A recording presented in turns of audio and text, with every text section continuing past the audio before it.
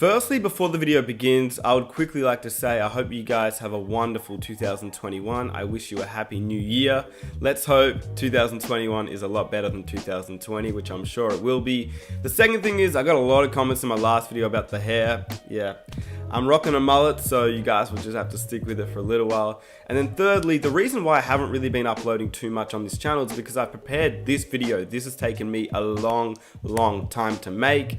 With all the editing I had to do, the research, I had to go through a lot of clips, I had to find game highlights, go through podcasts, go through interviews and all these sorts of things. This was a project that I was really excited to push forward to you guys, and hopefully you guys enjoyed this. The aim of this series is to make 12 videos, so one episode per month.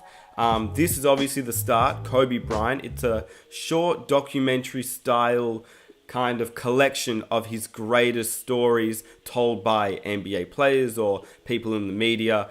And with that, I obviously had to go through actual game footage and find the games that they were talking about. So you guys seem to like these videos in the past, and I think you'll love this series. I also added in previous videos that I had on the channel. So if you're watching this video and you're like, I think I've seen that before, that's the reason why. But it would really help me out if I could have your support. If you enjoy this video or you're excited for this series, please help me out by leaving a like rating. It helps me out so much. Also, comment down below which player you'd like to see next in this series. And if you're new around here, feel free to hit that subscribe button for NBA content each week. With that said, here's the video. Now, you know when guys are on the court out there, and I've asked a number of the guys this, are you guys talking stuff to each other when you're out there playing and competing? Sometimes. The rest of the script. All right, let's see. Put your hands on me. And some of it, I think, is that he emulated some of the things that MJ did as well, because MJ was a terror in practice. Yeah, he's hard on he was hard on his teammates. Yeah. It was the first time, you look at somebody and you can't tell if he's looking at you. Like, he looking dead at me, but I'm like, I don't know if he sees me. I think I'm just like not relevant enough for him, but he couldn't see me, and I felt it. You know what I mean? And when you want to talk about the swagger, oof, I mean, Kobe had it. But as a competitor, I knew that Kobe was the one for me that I had. If I wanted to be great, that I had to get on the level of Kobe Bryant. The entire crowd was watching him. Like that's the reach that he had. Every once in a while, you would see flashes. Yeah, then he would say some shit. Then the whole room was like. I still couldn't stop it, and I knew what he was about to do over and over and over again. And that's a part of his greatness, man. Yeah, look at him. You know what? That's Loves this time, relishes it. And he and Gerald Wallace are having a conversation. That's Kobe and Gerald Wallace going at each other while Kobe's on the free throw line. Gerald's still talking to him. They're still talking to him. They're still having a conversation. As Kobe's about to shoot the biggest free throw of the night. 3-point game. 4.8 to play.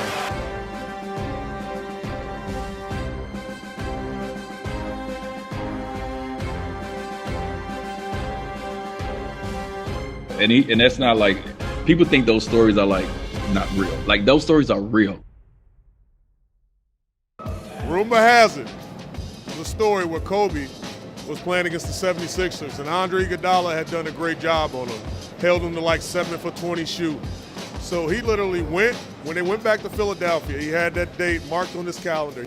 So he came to the locker room, and he was like, where's Dre? And I was on the court working out, getting ready for the game.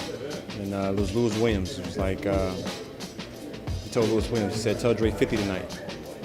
So I come out to the locker room, and Lewis Williams was like, yo, Dre, Kobe said 50 tonight. I'm like, I'm always ready to play against Kobe, so I'm like, okay, this will be a good matchup. Excited about it. So 6 minutes to go in the fourth quarter. He has 49, and they're about like 20, and he gets subbed out.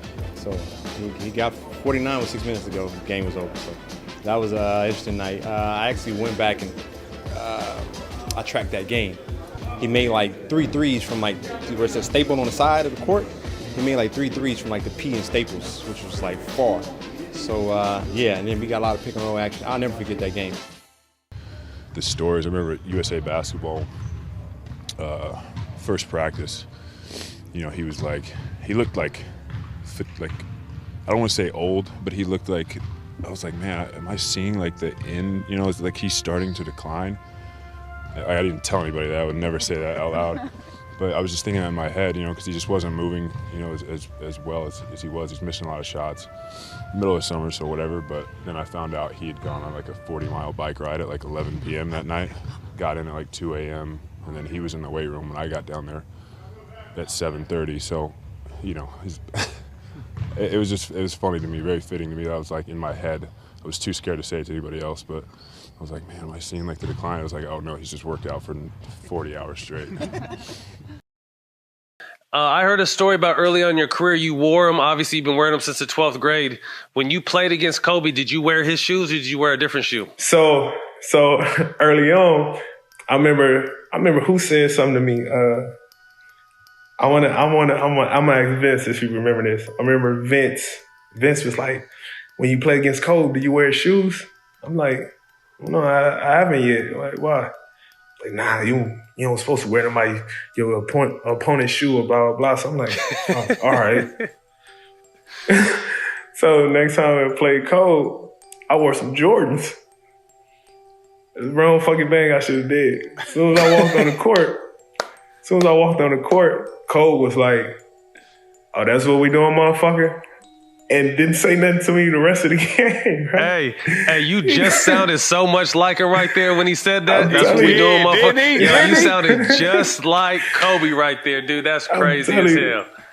He was off you, huh? He was off. Did he probably bust your ass too? What, man? And that game, I swear to God, you can find the game too, bro.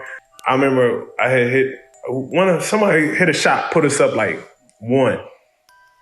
They called a timeout in front of our bench. This motherfucker walked past our bench while we was in the huddle, said, you left me too much time. Came out, hit the fucking game winner, right? So I was like, man, so after the game, I talked to him, he was like, damn, man, my bad, you know, blah, blah, blah. That's what's up. That's a crazy ass story. That's what's up. Yeah, I don't think I never told that. Yeah. But I swear to God, that was him when you said it, because he done said that plenty of times. That shit was crazy. Man. We were in the Olympics, right? And this is when I knew Kobe was a monster, though. You hear about it, but you really, if you don't see it, you really, really don't know. And so we get into a city, one of the cities very late. And immediately we all go to the gym, you know. All my guys, it's Melo, it's me, it's Brian, it's Kobe. Like, we all go to the gym, we all get our work in. It's real late. And so after we get done getting our work in, me and my guys, we say, hey, like, let's meet for breakfast in the morning. Like, if you can't sleep, whoever first one wake up, hit us up. We're going to go eat. And so we do that. We probably get like 3 hours of sleep. You can't sleep much when you're traveling across the world, you know, like we were traveling. And we probably get like 3 hours of sleep. And we wake up, we go down to where the food is. And as we walking down, you know, slobbing with sleep in our eyes, Kobe Bryant is sitting there with ice on his knees already, right? So we walk up to Kobe, we like, Kobe, what's up? And he was like, yeah, man, I just finished the workout and I'm about to go do another one. And at that moment, I was like, wait, hold on. We just worked out about 3 hours ago. You know what I mean? And like, you've done another workout and you about to go do another one. That's when I was like, okay, I got to get my stuff together. I got to get my shit together, because this dude right here is on a whole different level than even I'm on. And I'm supposed to be great, right? So that's the kind of person he was. And that's how he drove me. You know what I mean? Like, just little stuff like that. I went back and said, okay, that means I got to work hard and I got to do more. So yeah, I just wanted to share that little anecdote. That's great. He's a beast, man. He had a lot of respect for guys who busted their butts, you know, every single day, being if they were very talented or not. But if you came to work every single day and you didn't bag down to him, because he would test you. You know, that's the one thing I loved about it. He would test guys in practice. How would he test them? Oh, elbowing them, talking to them, you know, telling them they can't guard him. You know, you got this guy out here and this guy can't hold my jock. You know, but I mean, he would talk so much stuff and he would really just to see how you're going to react to it. Touch me the rest of the scrimmage. All right, let's see. Put your hands on me.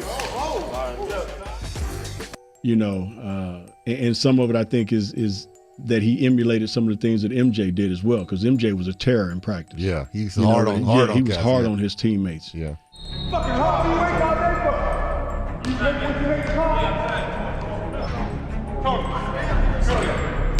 You know what? I got to spin to you all day. Actually, you know, and you know, even the last 2 years I had him here, you know, I wouldn't allow him to practice much, but there was days where he was like, well, B, let me just scrimmage.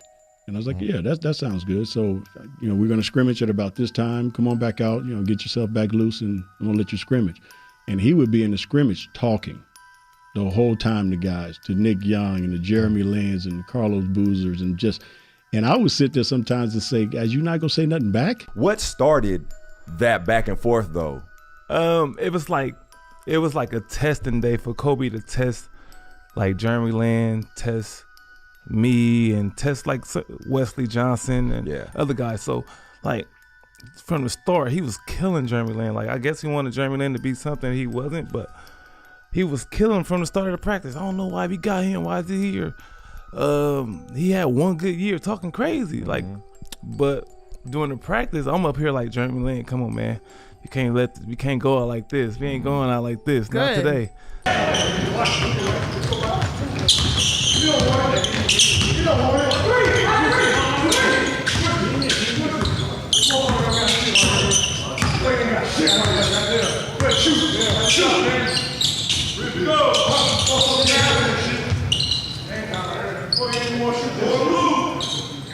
I'm getting mad like Jeremy, come on, man. Kobe, y'all soft like Sherman. Oh, I can't even get better practicing with y'all. And he would do it to just see which of these guys he could be in that foxhole with.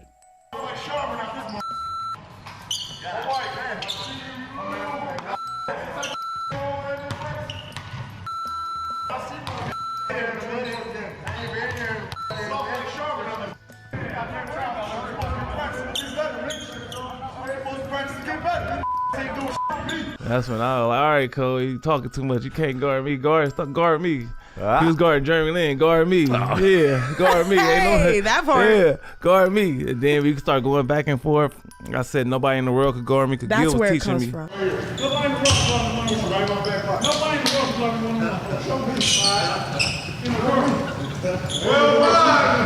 world could Because I said nobody in the world could guard me. He said like, lucky I'm not from this world. Damn, he good, bro. He too quick. So we going back and forth. It was fun. Then the next day, we won the game. And he was like praising us and all that type of shit. I love when you waved them off. I think it was against the Spurs. Yeah. That was the game. That was right after that. Oh, that was right after that. In the interview, I said. But I said feel something like about the Sherman tissue or something like that. From the yesterday practice, Kobe talking all that trash kind of inspired me today. So, but you soft like Sherman. But I feel like crazy respect crazy. Like Nick's got that mentality. Yeah. That like, yo, I'm gonna still shoot. I'm gonna play my game, and Kobe understands that. Yeah. Which of these guys I can trust to have my back when I'm on the court? It was a test. It's a test. Yeah. And he was always, testing guys in that way to try to find out, which of these guys I can trust and go to battle with. Now Young with two, lets it fly. It's good! Nick Young for three! And the Lakers lead with 7.4 remaining. Young's sixth triple of the night. Like we had he gonna be mad at me for this, but look, we had a blowout. We got blew out in Portland. We was getting blew out in Portland. So everybody, Kobe's in the locker room just waiting for everybody to come in.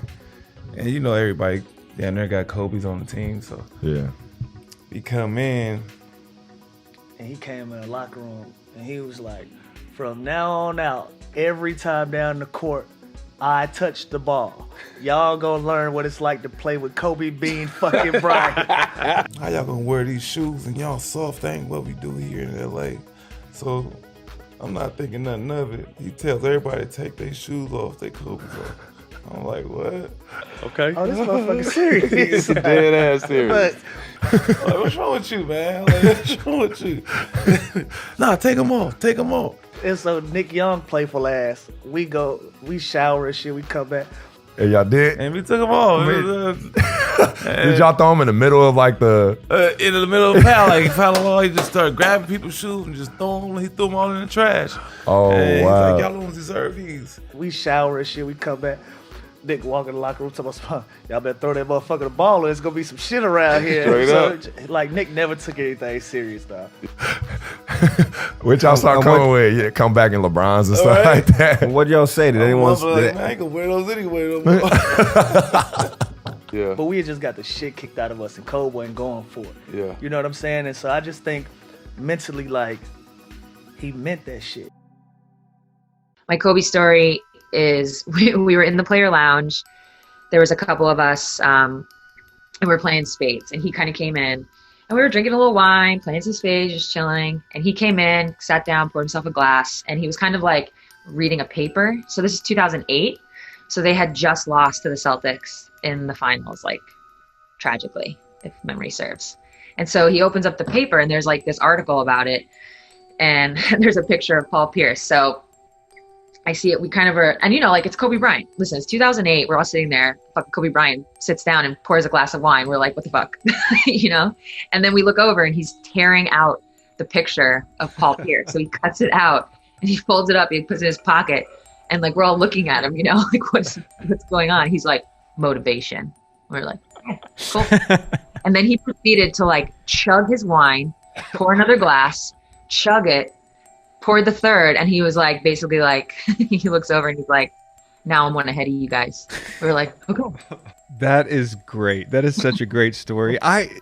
So when I hear those stories about Kobe, and I hear them from so many people, I'm like, yo, was he really like, was some of it performance art? Like, some of it was like, I've got to live up to this reputation. Like, who does that? The show, The Real World. Yes. That used to be on MTV. Yeah. Kobe was a rookie. Arn was my agent as well, and I was the elder statesman of the firm. And Arn called me up and was like, you know, do you mind talking to this young kid and show him what the NBA is all about and how to conduct yourself? I'm like, okay, yeah, sure, I'll talk to this kid. We were set to play a game of basketball versus the real world cast. It was shot in Hollywood, and all I remember is Gail continuing to say to me, look, when you guys get there, you're going to get there before the cast of Real World. All Kobe wants to do is play you one-on-one. He just wants to play you one-on-one, one-on-one, one-on-one. I'm like, look, I'm 10 years in. This is 96, 97 year, that summer. So he had 1 year in. So I'm 10 years in. I'm not going to play this young cat one-on-one. I'm like, all right, I'll play a soft game of one-on-one versus him, but our focus should be going against the real world cast. So we get there, and we're playing soft one-on-one, and, you know, I'm doing my step-back jumper. I know you've alluded to this before. And he's like, how do you do that move? And, I kind of show him, because I was trying to take things from him as well. He had this killer crossover. I'm like, well, how do you do that? So we're exchanging our go-to moves. Well, a conversation turned into text messages and phone calls every day. Because, like you said, he was gathering information. We reached the Bulls in the conference finals, and he was like, so what was it like going against Jordan? He wanted to be bigger than life. And at that time, that person bigger than life, and still is Michael Jordan. And I didn't have a very strong relationship with MJ. But Kobe wanted to know what was all the intricate talking and trash talking and moves that were going on between MJ and I. What did you do? Like, what were your game plans? What was this? I was like, man, that black cat, there was no answer for him, man. We tried this, we tried that. That black cat was doing this and that. And I'm thinking to myself, what does this kid want to know about all this MJ talk for? There's only one black cat, because I referred to call Michael Jordan or Jordan. I always called him the black cat. It's like the black cat was, we were doing this, and I'm talking to Kobe. And I'm like, Kobe. He's like, you know what? Like, you know what? Well, you better get ready for the caramel cat, because he's coming. So before the Black Mamba, his nickname was the Caramel Cat. I'm thinking, this young 17-year-old, I'm talking about the greatest ever. He says, you're going to refer to me as the Caramel Cat. That's how much confidence he had back then. This is like 1 year into it. He's like, well, you better forget the black cat. You better get ready for the caramel cat, because he's coming. And I thought about it. I'm like, fast forward 2 or 3 years later, it was 2-1. And then game 4 that you mentioned, you fouled out. I'm thinking, you already had 50 and 25. Great. That's a loose ball foul on Shaq. That'll be number 6. What a big play. 3 years later in the NBA Finals, that same move that I was showing them in my step back, he hit in Game 3 after Shaq fouled out. Reggie Miller, the marquee matchup we talked about. Look at Reggie Miller squaring him up. These two guys played one-on-one all summer in L.A. Kobe takes it between his leg. He pulls it back, hits the jumper, and then sort of gives it, take your time. Everything's cool. As he's running down the court, pats me on the butt and says, you never should have showed me that step back. I'm going to kill this young kid. I'm going to kill this young kid. Brilliant. And I hope you guys enjoyed the video. Those were a collection of Kobe Bryant's greatest stories told by NBA players and players in the media. If you guys could help me out by hitting that like button, let's aim for 2,400 likes for Kobe. Subscribe if you're new, and comment down below which player you'd like me to make next, or even a part 2 of this series with Kobe. But with that said, yeah, I'm out. I'll catch you guys on my next one. Peace.